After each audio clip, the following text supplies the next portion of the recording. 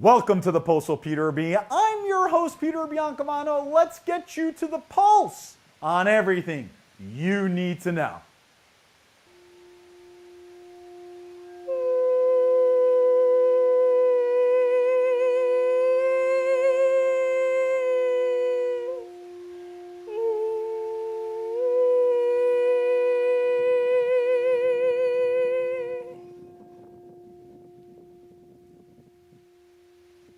Joining us for her second straight week, and she's always giving us demonstrations and experiences here that I absolutely love, is Alexandria Tava of @AlexandriaTava and alexandriatava.com, as you can see below here on your screen. Alex, how are you today? I'm Welcome great. back. Thank you. Thank you for having me. Of course, glad to have you back. So we're going to give the audience another type of experience right now. Do you want to explain what that is? Yeah.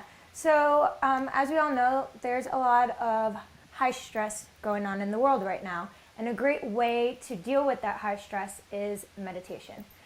There are several different forms of meditation, and what you just heard was sound healing, and that is a form of sound meditation. What we're going to do today is guided meditation, Okay. where a teacher or someone else, me, will guide you into a relaxation state. Wait a minute, I didn't know that we were practicing on the host here, Yeah. but okay, I Are guess it's live TV, baby. Let's do it. Are you ready to get your namaste on? I don't know. I mean, as you know, I'm a very, very hyper man here, so All meditation might put me to sleep on set. That'll be a first, folks.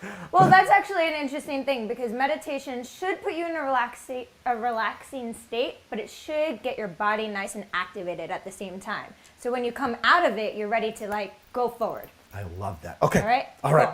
Cool. All right. Teach so me. your back is up straight, hands down. Okay. Are my knees are Shoulders fine? down, your knees are fine. Okay, great.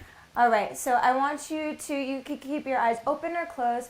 I'm closing them. Okay, here we go. We're getting into that Zen space. I want you to take a deep inhale through your nose. Imagine that breath is going down your spine, by your belly button, and just bring that breath back up and exhale through your nose. All right, let's do that again. Take a big inhale through your nose. Imagine that breath going down your spine. Flip it up through your belly button, up the front of you, and this time out of your mouth. All right, you could do better than that. Okay, we're going to trying here, I really inhale, am. and I want you to give the audience a huge I almost breath choked out. there for a second. Okay, we're good here. All right, They're going to think inhale. I have COVID earlier. Which we don't. We test everybody coming in, Yeah, folks. social distancing. Exactly. Exactly. This is a lot closer. Okay, let's try this again. All right, so we're going to inhale through the nose and exhale through the mouth, but this time when you exhale out of the mouth, I want it really out to the audience. Inhale through the nose. Exhale out of your mouth. Okay, why we exhale out of the mouth like that is because we're releasing all of our toxins. Wow. We're just getting it out there. It's super simple. I know it doesn't feel like it's doing much right now, but imagine doing this just a little bit every day. No, it definitely, when you're on set and you have all these lights shining on you and so on and so forth, but I definitely felt much different than I've ever felt here. And I like the area where you said you're going to feel it going down your spine, because that's exactly what I felt. So in these types of crisis, obviously during the COVID-19 pandemic, meditation, just a few minutes a day, I mean, how much can that benefit one that's isolated at home? A ton, because if you think about how much is going on in our subconscious mind or just in our brains in general, when do you get a break? Meditation is almost like the mental sleep, because when we sleep, our brain's still going. So you have to actively choose to take a break. I know it's crazy. You have to sit down and you have to say, let my brain shut off. So practicing turning off your brain, lowering your heart rate, slowing your circulation, allows your body to reset. Now, you're obviously a aficionado on this. No, thank you. And visit her on her website, and I'm sure she has tips there and so on and so forth about it. But let's talk about, a person who might not have the the coaching available to them that's never done this before.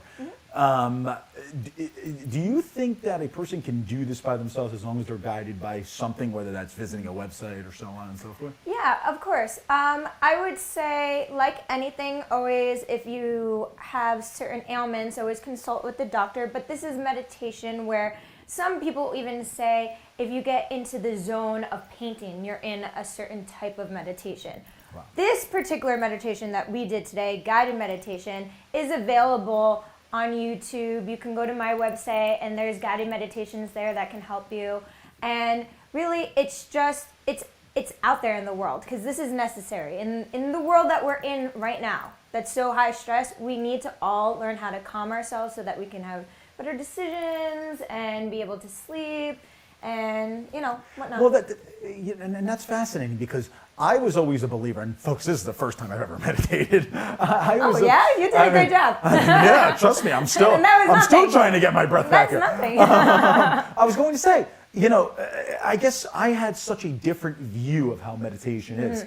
I had a view of you actually sitting there, with your arms up, almost like a Buddha type, with your legs crossed. Correct, exactly. We can do some of that too. I mean, listen, I'll bring my yoga pants next time. Yeah, definitely. I don't have yoga pants. We're going to make him get yoga pants. Anyway. That's a must. but it was something, I mean, what did that take, like 30 seconds or so? Yeah. I mean, and in all honesty, and I'm not saying this, because Alex is sitting next to me here, but in all honesty, I felt the calmness. I mean, I really did. I mean, we taped some segments before this where I was hyped up, and I was still hyped up coming into your segments. But, I mean, something small and that just maybe takes a few minutes. Yeah. And you know what? If people feel discouraged about not having a guide or a teacher or someone like me there to help, what you could do at home is literally just stop in your tracks and remember your breath. It's always about your breath. So you just take a deep breath in, deep breath out. Wow, look at that. She has me speechless. And Alex, would you say that, what would be your recommendation in terms of, especially now during the self-isolation periods, should people meditate once a day, twice a day, once an hour? I would say if you are a beginner at meditation, I would say try it the first thing in the morning, even before your coffee. Oh, okay. Because it sets you up for a day. And I would go one step further and I'd say, when you're meditating, just think about how you want your day to be. We call that setting an intention.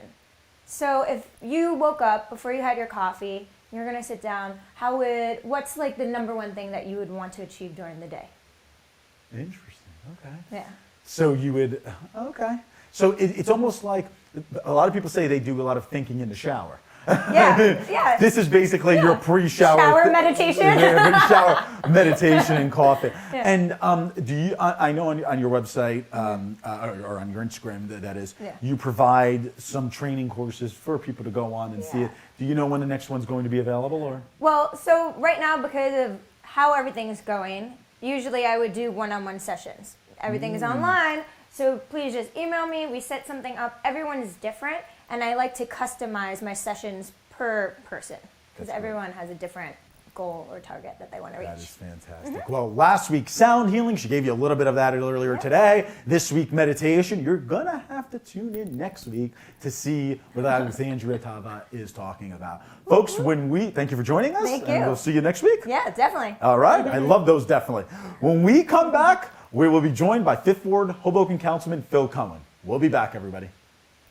Peter Biancamano, your hostess with the mostest of the Postal Peter B. Folks, don't forget to get on our YouTube page and binge watch all of our past episodes. Type in the Postal Peter B in your search bar and please subscribe. Also, go on our Instagram page and follow us at The Pulse with Peter B. Welcome back to The Pulse with Peter B. I'm your host, Peter Biancamano. Joining us at this time via Skype is Hoboken's 5th Ward Councilman Phil Cohen. Phil, first, hope you are safe, your family is safe, and you are getting through this fluid time as best you could. Thanks, Peter. We were empty nesters just a few weeks ago, and now we've got a full house. So got a daughter home from college and a daughter who was living in Brooklyn now living with us. So we're getting used to spending a lot of quality family time together. But we're all well, and thank you for having me. Well, Phil, I want to begin with saying you have been on the job for less than 100 days, a rookie councilman, as they say. And I'm sure you could have never imagined what you're going through. First, it was the budget deficit. Then it was the special improvement district tax, followed by this global health pandemic in the coronavirus. First question we received through email is most Hudson County municipalities have not only suspended parking regulations, including ticketing and metering, they've even opened up municipal and Board of Education parking lots. Why has Hoboken taken the opposite measure? You know, Peter, I don't really accept the premise of your question there. I mean, first of all, as you know, as a Hoboken resident, most of the people who park in Hoboken are not parking in metered spots. They're parking for free in residential spots. And the main thing that affects parking from day to day for Hoboken residents is street cleaning. And street cleaning has been suspended. So for like 95% of the parking in Hoboken, that's been suspended. People are able to park their cars in the residential neighborhoods with no impact on them. The only area that has been carved out for metering is on Washington Street in the business district. And again, as you know, Washington Street in the business district very well, it's still open for business. Wonderful businesses are serving food. They're serving medical supplies, pharmacies. Our seniors need to be able to have access to those buildings and to those stores. So we want them to stay in business, the ones that are still there. We want them to have access to people who can park nearby. We don't want Washington Street to be a parking lot where people are double parked. So our public safety people are going to be able to come in and get people out. Our ambulances are going to be able to come out and serve people. So we're following the guidance of the Office of Emergency Management in this pandemic.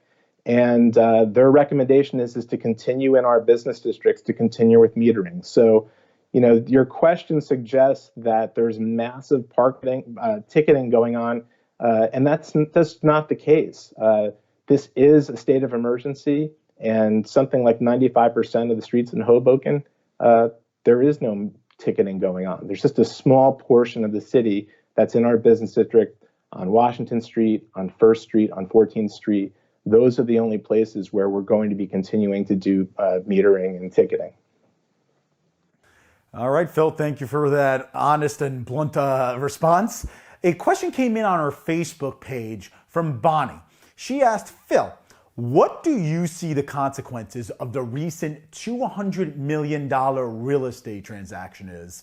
And for the folks at home who don't know about this, this is a real estate company that came in and purchased several properties along Washington Street. She asked, the company is known for transforming areas. She also asked, these properties went from Hoboken ownership, picked up locally one at a time, to an asset of $1 billion national corporation. And she is just a little concerned if we can rein them in or not. Well, Peter, I've served 8 years on the zoning board of Hoboken, and it doesn't matter whether you're a small business owner or a big small property owner or a big property owner in Hoboken. Everyone's treated the same, and everybody's treated fairly. And we have rules, and we have neighbors who are very concerned about projects. And our zoning board hearings are well attended, and we have very careful and smart commissioners that serve on the zoning board. So it's not a matter of the city reining in these landlords or these landowners. They're going to abide by the rules just like everyone else. Frankly, I'm happy to see that in the middle of this national crisis that there is interest in Hoboken real estate, that transactions are still happening, landowners are still able to sell their property.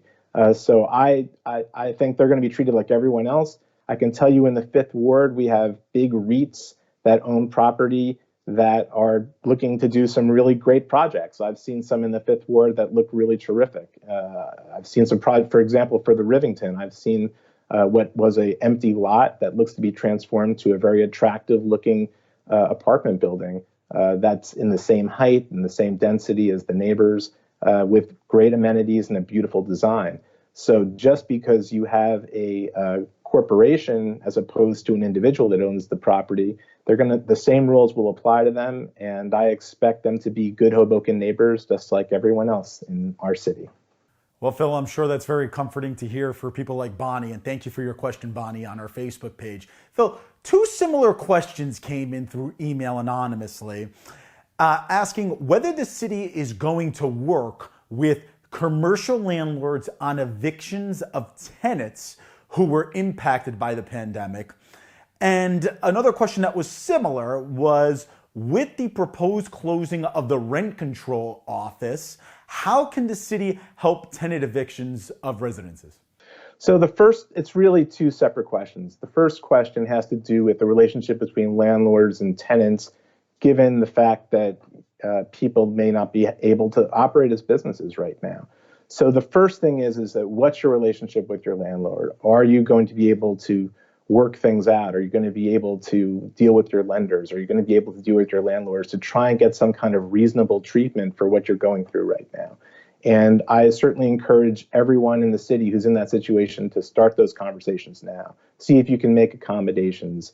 They won't want to lose you as a tenant, and they need to understand the extraordinary pandemic state of emergency that we're in right now is affecting even the businesses that are continued to be open. The business is not the same. And for many of our tenants, there is no business at all. They've all been ordered to be closed.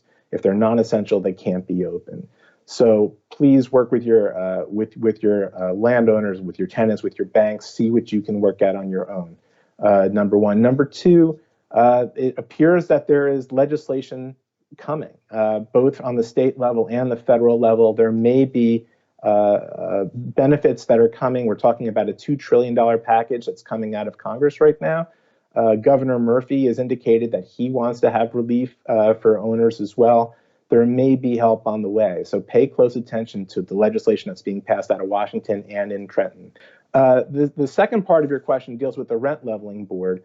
The idea that the rent leveling board is being closed, that idea is false. The rent leveling board is not being closed. You mentioned that I am dealing with the budget shortfall, which is a real issue right now. And I'm on the Budget and Finance Committee. I'm the rookie. I've only been on the city council for 100 days. So the first thing they did was they put me on the Budget and Finance Committee and then told me we had a $7.4 million shortfall.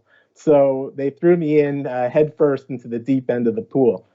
So as you know, Peter, we've been dealing with trying to proactively, months ahead of usual, dealing with budget and finance issues. The budget isn't due until May. And the administration put this issue in front of the city council in December, even before I was sworn in. And in January, we started talking about how are we going to address the shortfall. And the main reason the city's been working on this so hard and dealing with it has been working with negotiations with the 6 municipal labor unions, trying to negotiate savings, significant cost savings, so we can avoid layoffs. But under the labor rules, you need to give advance notice to all union employees of a possible layoff. You can't lay off a single municipal employee unless you give them advance notice under the rules. So the most recent notice was a 6-week notice. It came out the end of February. I think February 29th was the layoff notice.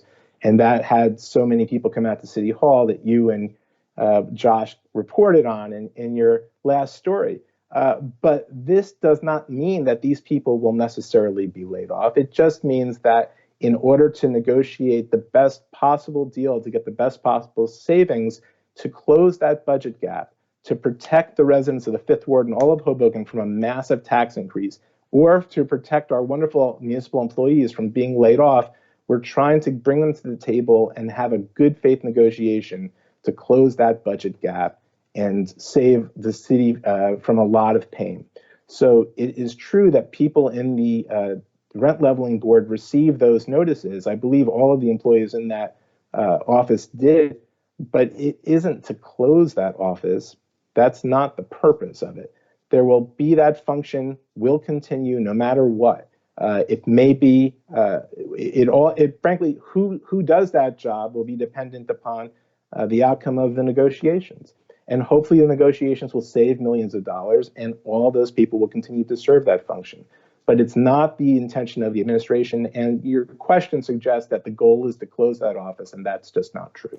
Well, Phil, we really, really appreciate your candid response there, especially to all the municipal workers who are watching the program. Unfortunately, we are out of time. We did have some other questions, but you're just going to have to come back on in the future. We really, really appreciate you coming on.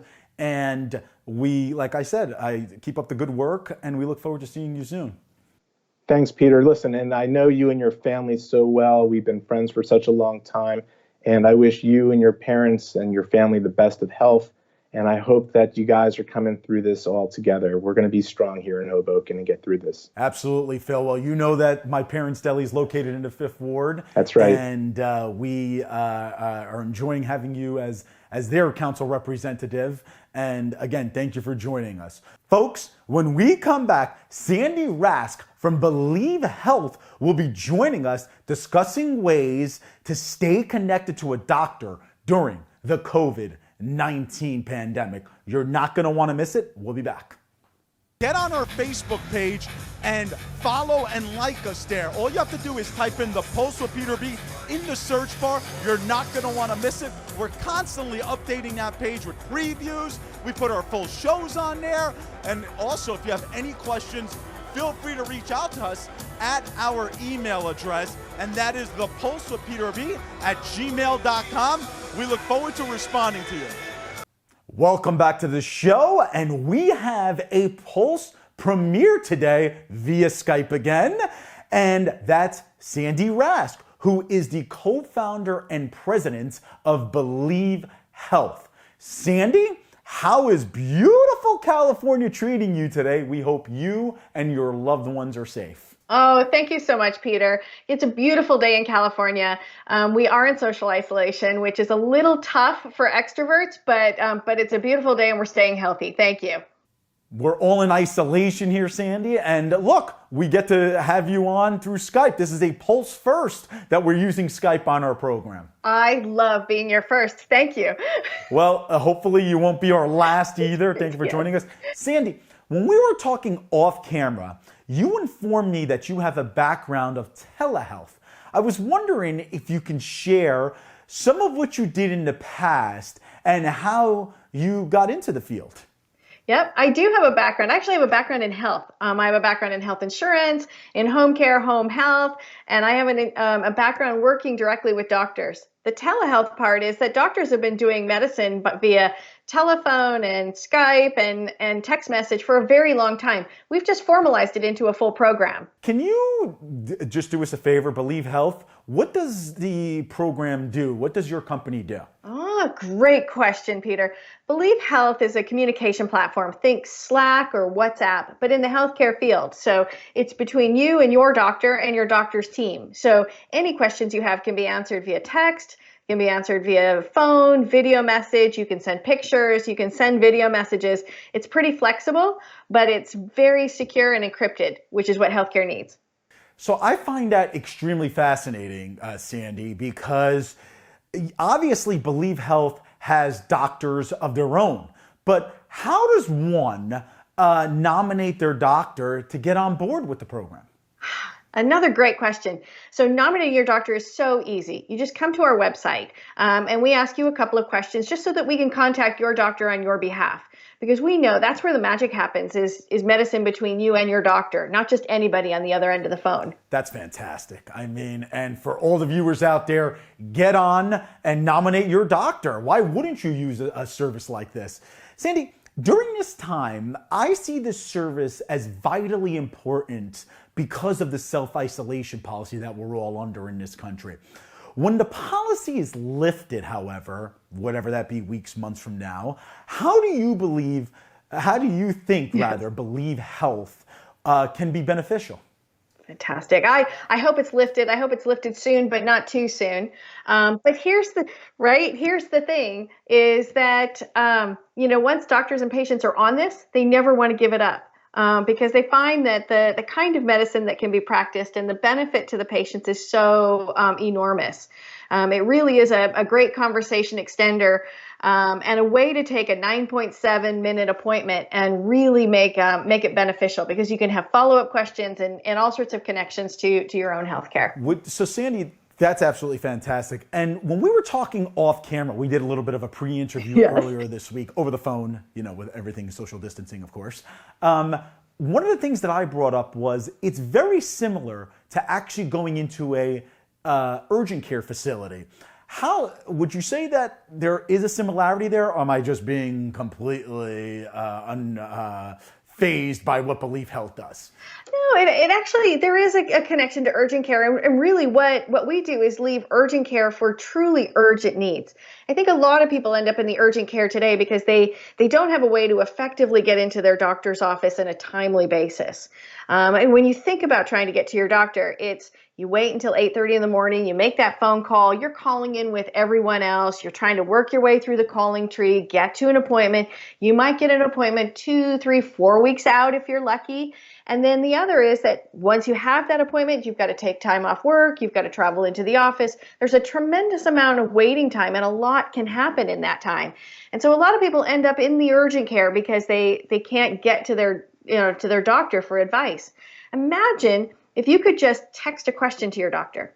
And even if that meant you're going to get an answer the next day, it's a great way to get timely information so it doesn't end up being needed to go to an urgent care for the topic. That's fantastic. So basically, when you go into an urgent care facility, you actually see a physician assistant rather than actually talking to a doctor. So obviously, going through the Believe Health system, residents can possibly get I wouldn't say better information, but certainly they would feel more comfortable talking to a doctor instead of a physician assistant. Absolutely. And all due respect to physician assistants, nurse practitioners, I think they are great in the healthcare system.